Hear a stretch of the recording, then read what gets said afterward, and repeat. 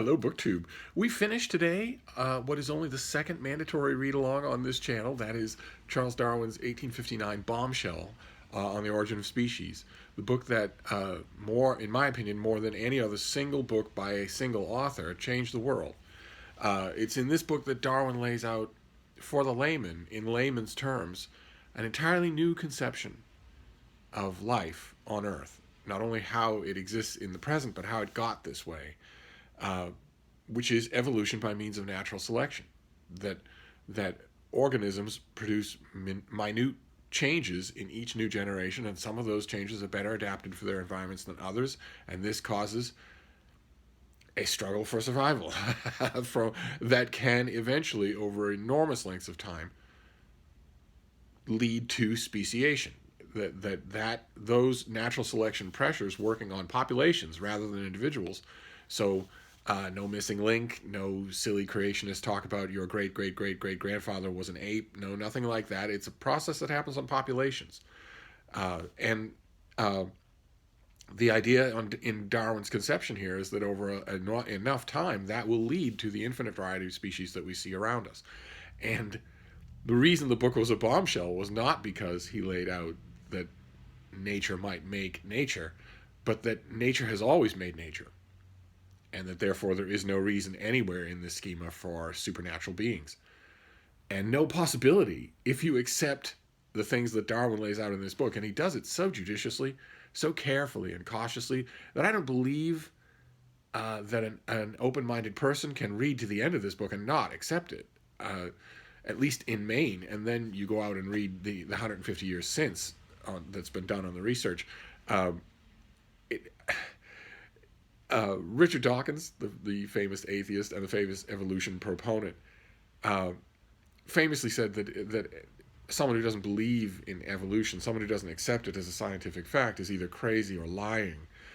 And I think that kind of language is designed to be incendiary. I think if we leave it aside and just concentrate on this book and all the future explications that have been made of this book, I did a starter kit about them. You see that this argument really isn't refutable. And the way Darwin lays this out in this book is to try to refute it, which is the hallmark of science. Go after refutability. See whether or not your theory can be falsified. So he goes through all of the major and minor problems that might come up as a result of, if this theory is true, what about massive extinctions? What about vestigial organs in animals and that sort of thing? Why would they be there? How do you explain them in light of this theory? Vestigial organs, for instance, turns out to be very simple. That the amount of, now keep in mind, we have to use forward-freighted language here, like intent and design and purpose, but they are only there because the language doesn't really have anything economical to use in their place.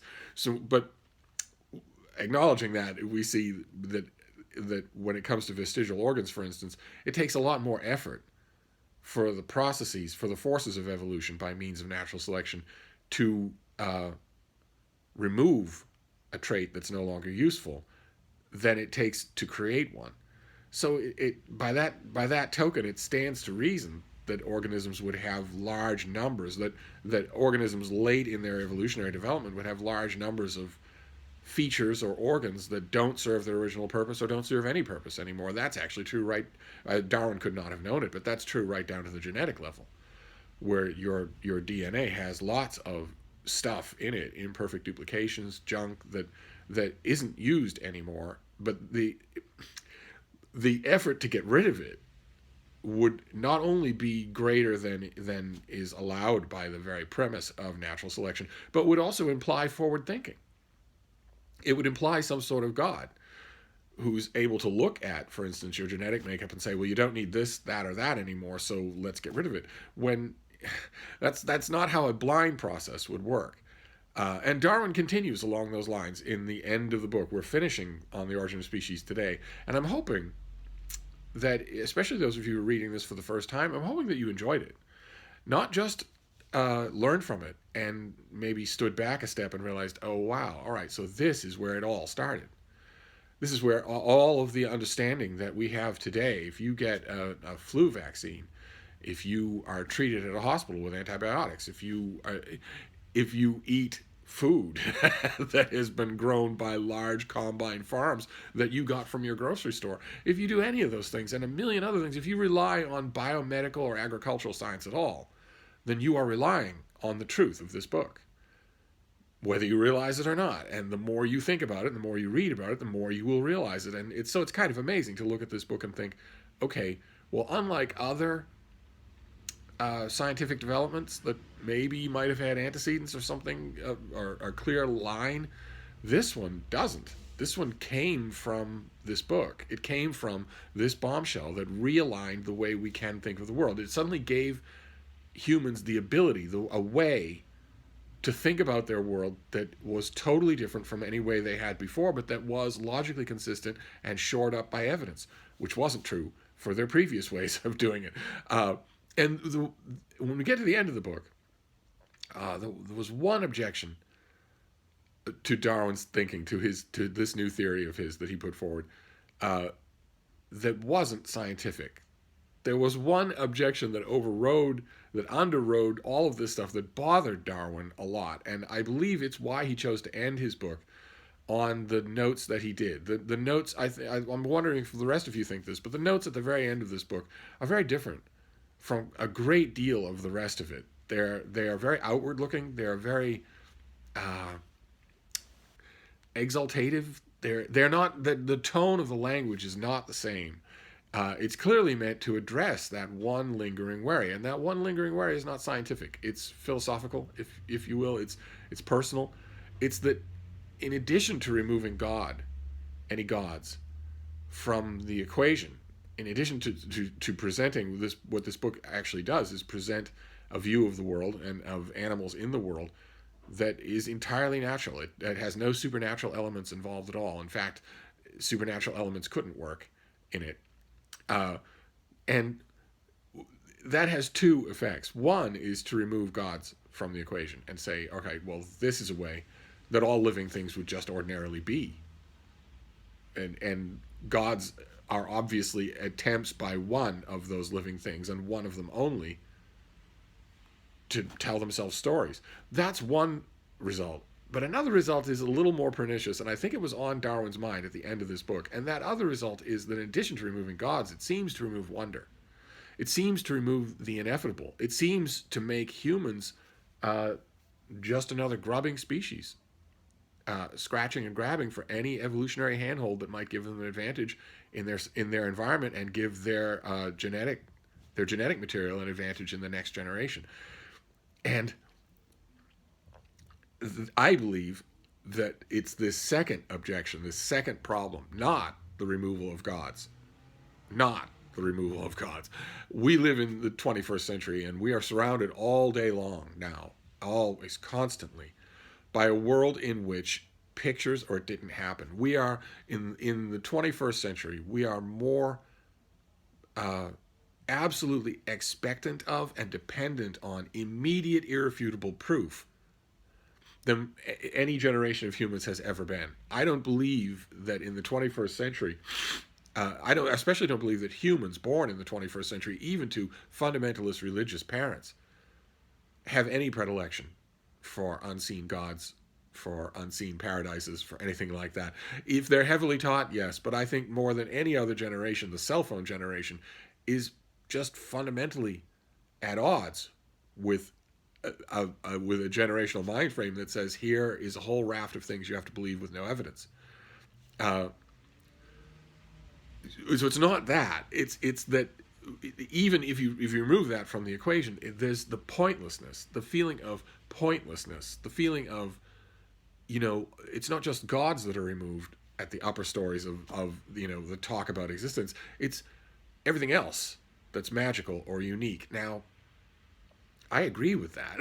Humans are just one species of animal on Earth, among many. The only difference is that humans can tell themselves they're not. That's all. Humans invented language, written and spoken, that is elaborate enough, ideological enough, rhetorical enough, so that they can start to say these things about themselves and just declare them over and over again. And it's amazingly persuasive to be able to declare one thing over and over again. You start eventually to believe it. But I was going to say take it from me, but you don't need to take it from me. You just need your own experiences. Spend time, a large amount of time, with a species that isn't human, and you will see right away that you are just an animal species. You just have a pronounced ability. That's all. You have a pronounced ability to say that you are not. But you are. That is just your pronounced ability. And a clear way to show you that, a clear way for you to see that if you don't believe it, I think if you step back and think about it, you will see it. But if you don't see it, a clear way to demonstrate it is to just look at a human who does not do human things.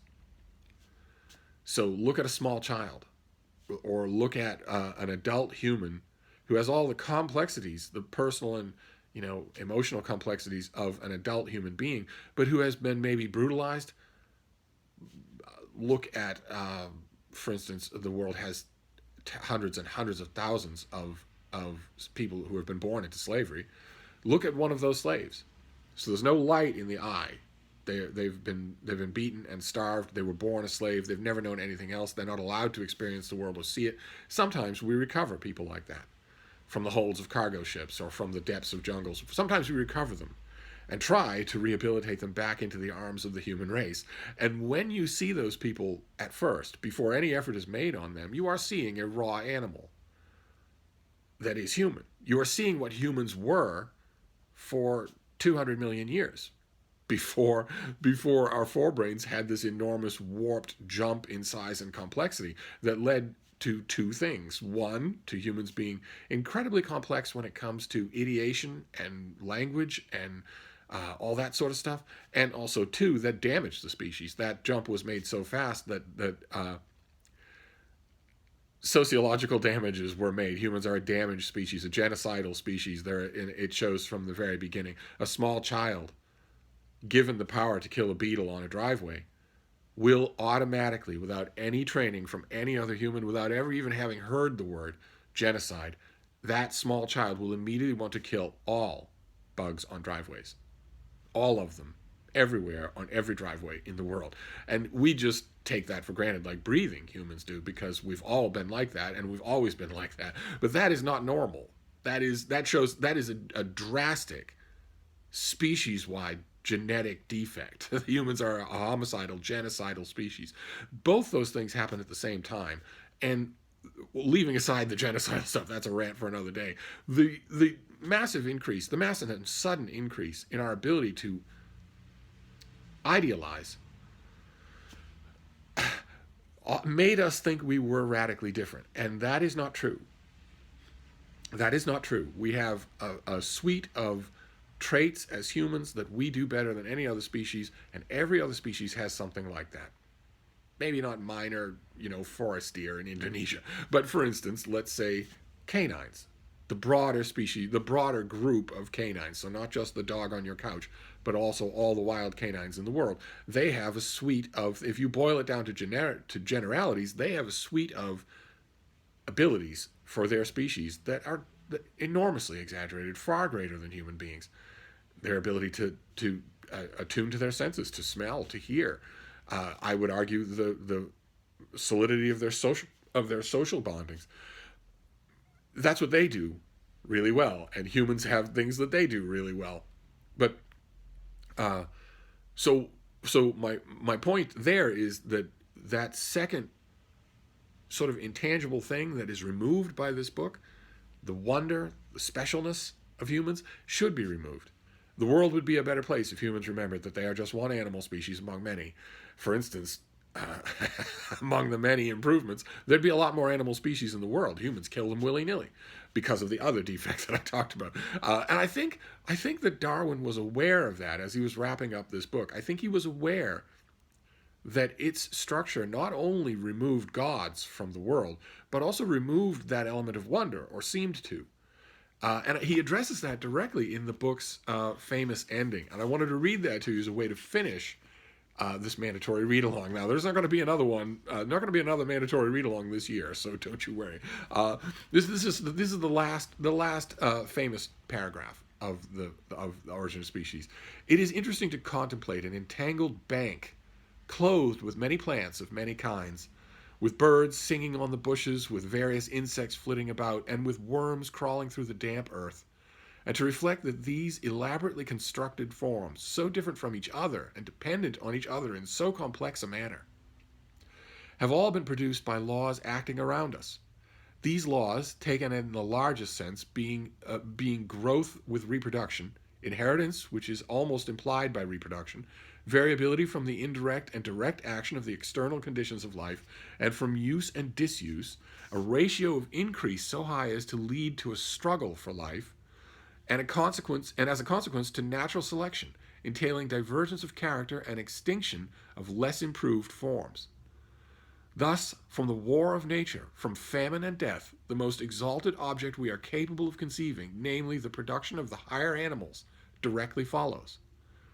There is a grandeur in this view of life, with its several powers, having been originally breathed into a few forms or into one, and that, whilst this planet has gone cycling on according to the fixed law of gravity, from so simple a beginning, endless forms most beautiful and most wonderful have been and are being evolved.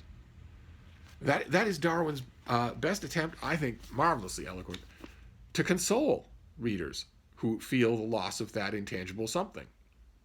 That, okay, yes, I have removed the Garden of Eden. I have removed God reaching down and making man out of dust, specifically.